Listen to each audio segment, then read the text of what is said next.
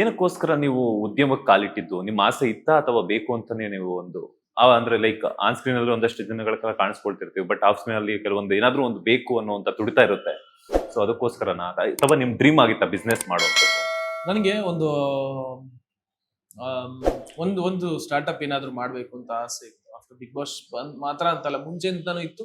ಮುಂಚೆ investment ದುಡ್ಡಿರ್ಲಿಲ್ಲ. Big boss ಆದ್ಮೇಲೆ ಸ್ವಲ್ಪ ದುಡ್ಡು ಬಂತು, ಅದ್ರಲ್ಲಿ ಮಾಡ್ಬೇಕು ಅಂತ ಅನ್ನಿಸ್ತು, ಮಾಡಿದೆ. ಸೊ ಅಂದ್ರೆ ಆ, ಯಾಕೆ ಅನ್ನೋದಾದ್ರೆ ಒಂದು ಒಂದು ಸ್ಟೆಬಿಲಿಟಿ ಅನ್ನೋದು ಮನುಷ್ಯನಿಗೆ ತುಂಬಾ ಇಂಪಾರ್ಟೆಂಟ್ ಅನ್ಸುತ್ತೆ. ಸೊ ನಮ್ಗೆ cinema it want give you regular income. ಒಂದು ಒಂದು ಯಾವಾಗ ಸಿನಿಮಾ ಶೂಟ್ ಆಗುತ್ತೆ, ಆ ಸಿನಿಮಾ ಶೂಟ್ ಸ್ಟಾರ್ಟಿಂಗ್ ಅಲ್ಲಿ ಒಂದ್ ಸ್ವಲ್ಪ, ಮಧ್ಯದಲ್ಲಿ ಒಂದು ಸ್ಪ್ಲಿಟ್ ಅಮೌಂಟ್ಸ್ ಇದೆ.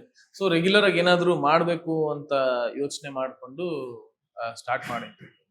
ಸೊ ನಡೀತಿದೆ, ನಡೀತಾ ಇದೆ, ಚೆನ್ನಾಗಿ ನಡೀತಾ ಸೊ ನೀವ್ ಆಗ್ಲೇ ಮಾತಾಡ್ತಾ ಒಂದು ಹಿಂಟ್ ಕೊಟ್ರಿ ನನಗೆ. ಈಗ ಸ್ಕ್ರಿಪ್ಟ್ಗೂ ಕುತ್ಕೊಂತೀನಿ, ಹಾಗೇನೆ ಪೋಸ್ಟ್ ಪ್ರೊಡಕ್ಷನ್, ಪ್ರೀ ಪ್ರೊಡಕ್ಷನ್ ವರ್ಕ್ಗೂ ಕುತ್ಕೊಂತೀನಿ ಅಂತ ಹೇಳ್ಬಿಟ್ಟು ಅದ್ರ ಜೊತೆಗೆ ಉದ್ಯಮಕ್ಕೂ ಕಾಲಿಟ್ಟಿರೋದ್ರಿಂದ, ಸೊ ಮುಂದಿನ ದಿನಗಳಲ್ಲಿ ಬೇರೆ ಉದ್ಯಮಕ್ಕೆ ಏನಾದ್ರು ಕೈ ಹಾಕ್ತೀರಾ ಅಥವಾ ಏನಂತಂದ್ರೆ ಆಸ್ ಎ ಒಂದು ಪ್ರೊಡ್ಯೂಸರ್ ಆಗಿ ಸಿನಿಮಾವನ್ನ ನಿರ್ಮಾಣ ಮಾಡುವಂತ ಪ್ಲಾನ್ಸ್ ಇದೆಯಾ ಅಂತ? Oh, good question.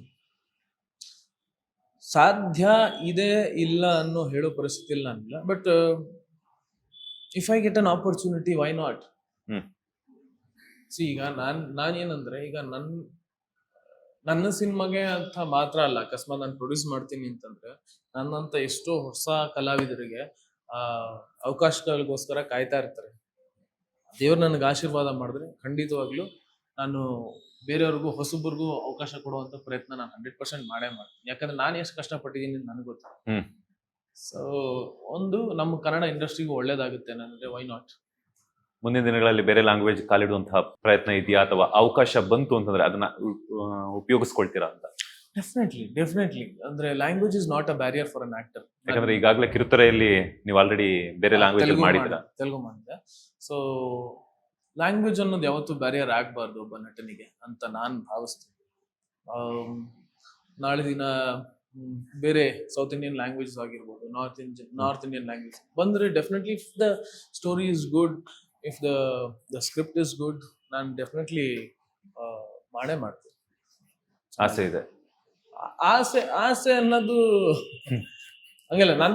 ನನ್ನ ಆಸೆ ಏನು ಅಂತ ನಾನು ಹೇಳಿ, ನಮ್ಮ ಕನ್ನಡ ಭಾಷೆನ ಎಲ್ಲ ಕಡೆ ತಗೊಂಡು ಹೋಗ್ಬೇಕು. ನಾವೇನ್ ನಮ್ಮ ವಿಷನರಿ, ನಮ್ ಯಶ್ ಸರ್ ಏನ್ ಮಾಡ್ತಿದ್ದಾರೆ ಆ ರೀತಿ ಎಲ್ಲ ಭಾಷೆಗೂ ತಗೊಂಡು ಹೋಗ್ಬೇಕು ಅಂತ ನಮ್ಮ ಆಸೆ ಇರೋದು.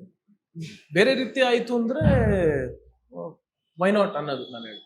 ಹಂಗೆ ಕಾರ್ತಿಕ್ ಮಹೇಶ್ ಅವ್ರಿಗೆ ಸಿನಿಮಾ ರಂಗದಲ್ಲಿ ಯಾರು ಸ್ಫೂರ್ತಿ ಅಂತ? ಸ್ಫೂರ್ತಿ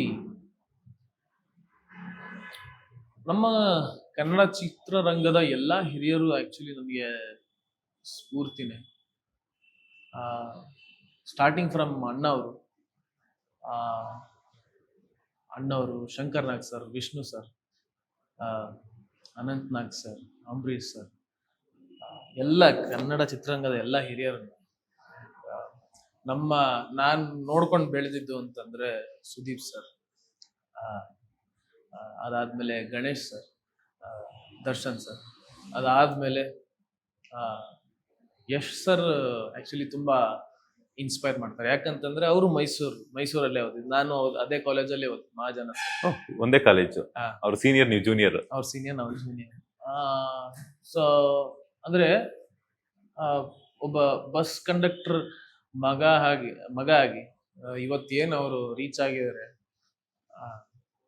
ಅದು ಎಲ್ಲರಿಗೂ ಇನ್ಸ್ಪೈರ್ ಆಗುತ್ತೆ. ನಾಟ್ ಓನ್ಲಿ ಅಂದ್ರೆ ಸಿನಿಮಾ ಆಕ್ಟ್ ಮಾಡೋರ್ಗ್ ಮಾತ್ರ ಅಲ್ಲ, ಒಬ್ಬ ಕಾಮನ್ ಮ್ಯಾನ್ಗೂ ಕೂಡ ಇವ್ರು ಮಾಡಿದಾರೆ ಅಂದ್ರೆ ನಾವು ಮಾಡ್ಬೇಕು ಅಂತ ಅನ್ಸುತ್ತೆ.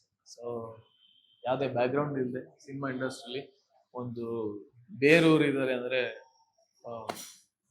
ಅದ್ರ ಬಗ್ಗೆ ಮಾತಾಡ್ಬೇಕಾಗಿರೋ ವಿಷಯ. ನೀವು ಹೇಳ್ತಾ ಇದ್ರಿ ಯಾವ್ದೇ ಬ್ಯಾಕ್ ಗ್ರೌಂಡ್ ಇಲ್ಲದೆ, ನೀವು ಕೂಡ ಬ್ಯಾಕ್ ಗ್ರೌಂಡ್ ಇಲ್ಲದೆ ಬಂದಿರುವಂತದ್ದು. ಯಶ್ ಅವರೊಟ್ಟಿಗೆ ಅಥವಾ ಸುದೀಪ್ ಸರ್ ಒಟ್ಟಿಗೆ ಸ್ಕ್ರೀನ್ ಶೇರ್ ಮಾಡ್ಕೊಳ್ಳುವಂತ ಅವಕಾಶ ಸಿಕ್ಕಿದ್ರೆ ಆ ಮೂಮೆಂಟ್ ಹೆಂಗಿರುತ್ತೆ ಅಂತ? ಚೆನ್ನಾಗಿರುತ್ತೆ, ಖುಷಿ ಆಗುತ್ತೆ. ಅಂಡ್ ಅದೇ ನಮ್ಮ ಅಪ್ಪನ ಆಸೆ ಅಂತಂಗೆ, ನನ್ ಮಗನಿಗೆ ಸಿಗ್ತಾ ಇಲ್ವಲ್ಲೋ ಅಂತ ಮೇಲ್ಗಡೆಯಿಂದ ಖುಷಿ ಪಡ್ತಾರೆ. ನನ್ ಮಗ ಮಾಡ್ತದೆ ಕಣ, ಚೆನ್ನಾಗಿ ಮಾಡ್ತದೆ ಅಂತ ಖುಷಿ ಪಡ್ತಾರೆ. ಅದೇ ರೀತಿ ನಮಗೂ ಖುಷಿ ಆಗುತ್ತೆ, ಯಾಕಂದ್ರೆ we have seen them as ಅಂದ್ರೆ ಥಿಯೇಟ್ರಲ್ಲಿ ಕುತ್ಕೊಂಡು ಅವ್ರು ಮಾಡುವಾಗ ಆಕ್ಟ್ ಮಾಡುವಾಗ ಶಿಲ್ಲೆ ಹೊಡೆದು ಚಪ್ಪಾಳೆ ಹೊಡೆದು ಸಿನಿಮಾ ನೋಡಿದ್ದೆ. ಅವ್ರ ಜೊತೆ ನಿಂತ್ಕೊಂಡು ಆಕ್ಟ್ ಮಾಡೋದ್ರಿಂದ ಒಂದು ಅದೃಷ್ಟ. ಅವಕಾಶ ಸಿಕ್ಕಿದ್ರೆ ಡೆಫಿನೆಟ್ಲಿ ಮಾಡಿ. ಬ್ಯಾಕ್ ಟು ಬ್ಯಾಕ್ ಸಿನಿಮಾಗಳಲ್ಲಿ ಬ್ಯುಸಿ ಆಗಿರುವಂತಹ ಕಾರ್ತಿಕ್ ಮಹೇಶ್ ಅವರು ಹೀರೋ ಆಗಿ ಮುಂದೆ ನಡೀತಾರಾ ಅಥವಾ ವಿಲನ್ ಆಗೂ ಕೂಡ ಆರ್ಭಟಿಸುವಂತಹ ಆಸೆ ಇದೆಯಾ ಅಂತ? ನಾನು ಅಂದ್ರೆ ಆಲ್ವೇಸ್ ಹೀರೋ ಆಗ್ಬೇಕು ಅಂತಾನೆ ಇರೋದು. ಒಂದು ಅದ್ರ ಕೆಲಸಗಳಾಗ್ತಿದೆ, ಜೊತೆಗೆ ವರ್ಸಟೈಲ್ ಆಗಿ ಯಾಕೆ ಮಾಡಬಾರ್ದು ಅಂತಾನು ಇತ್ತು. ಹಂಗಾಗಿ ಅಂದ್ರೆ ಈಗ ನನ್ಗಿಂತ ಹೆಚ್ಚಾಗಿ ನಿರ್ದೇಶಕರಿಗೆ ಇವನ್ನ ಇಂಥ ಪಾತ್ರದಲ್ಲೂ ನೋಡಬಹುದು ಅಂತ ಡೈರೆಕ್ಟರ್ಗೆ ಒಂದು ವಿಷನ್ ಇರುತ್ತೆ. ಅದೇ ರೀತಿ ವಿಜಯ್ ಸರ್ ನನಗೆ ಫೋನ್ ಮಾಡಿದಾಗ ಐ ಟುಕ್ ಟೈಮ್, ಸರ್ ನಂಗೆ ಒಂದಷ್ಟು ಟೈಮ್ ಕೊಡಿ ಅಂದ್ಬಿಟ್ಟು ಸುಮಾರು 1 ತಿಂಗಳು ಟೈಮ್ ತಗೊಂಡೆ. ಯಾಕೆ ಹೀರೋ ಆಗಿ ಮಾಡ್ತಾ ಇದ್ದೀನಿ, ಇದು ಬೇಕಾ ಬೇಡವಾ?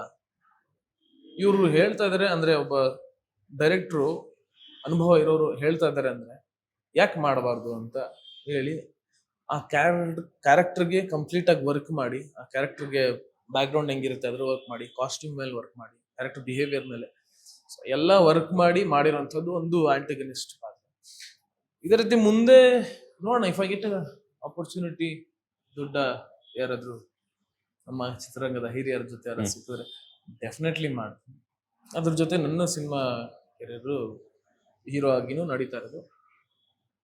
ಇವತ್ತಿಗೆ ನಾನು ನೋಡೋ ಮಟ್ಟಿಗೆ ನಾಟ್ ಓನ್ಲಿ ಫಾರ್ ಹೀರೋಸ್, ವಿಲನ್ಸ್ಗೂ ಒಂದು ದೊಡ್ಡ ಫ್ಯಾನ್ ಬೇಸ್ ಉಟ್ಕೊಳ್ಳುವಂತ ಒಂದು ಜನರೇಷನ್ ಆ ಪಾತ್ರಕ್ಕೆ.